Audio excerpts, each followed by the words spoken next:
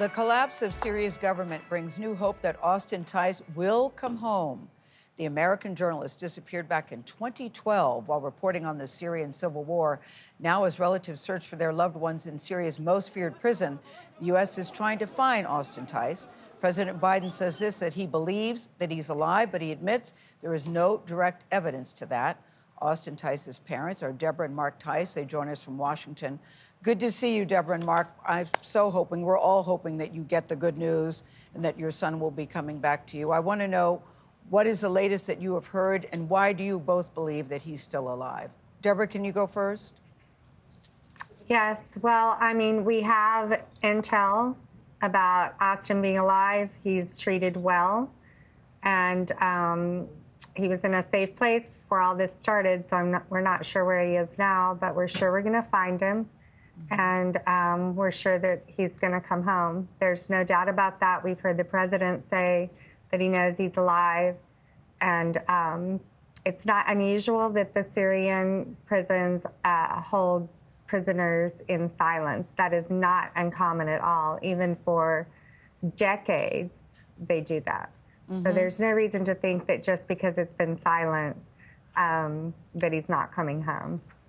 Mark, have you seen video evidence that your son, that Austin is alive?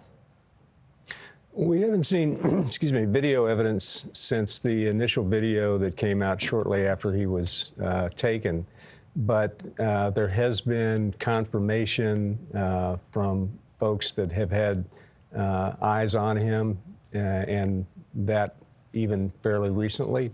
So again, we're confident that he's alive, and we know he's ready to come home. Yeah, of course he is. I remember, guys, when this happened 12 years ago, and I'm wondering, for you, is this something that you've always held hope that he was alive? Did your hope dim and now it's back? You've always believed that he's been alive and being cared for during this whole time? Oh, absolutely. Absolutely. I have never had even a half second of doubt that we're going to see Austin walk free. And, you know, I do know other people that have had loved ones that didn't return, and they had an inkling at some point, and I think that's a gift of God, and I don't think God's a trickster, and so I believe that my hope is genuine, and we will see Austin walk free. So what exactly is happening, guys, that makes you think that what efforts are underway right now to bring him home? What's being done? What can you tell us about that? Well, we know that the new authorities in Damascus have been going through the locations where they know prisoners have been held, have been releasing them as they, get into these locations. And they've been focusing, as we understand, on those who are in the most dire circumstances, for instance, where they don't have access to food, water, and even the air supply might be low. So, it's completely understandable that, they didn't hop on and find Austin first. A lot of people were in much, more serious conditions than he is. But we're confident that, one of those doors is going to be open and Austin's going to come out. Yeah. Do you believe the Biden administration? We had Jake Sullivan on yesterday. They said they're doing everything they can to bring him home. Do you believe the Biden administration is committed? I'm only asking, Mark, because you said the other day that you had some doubts and you questioned that. I don't know if you still feel that way.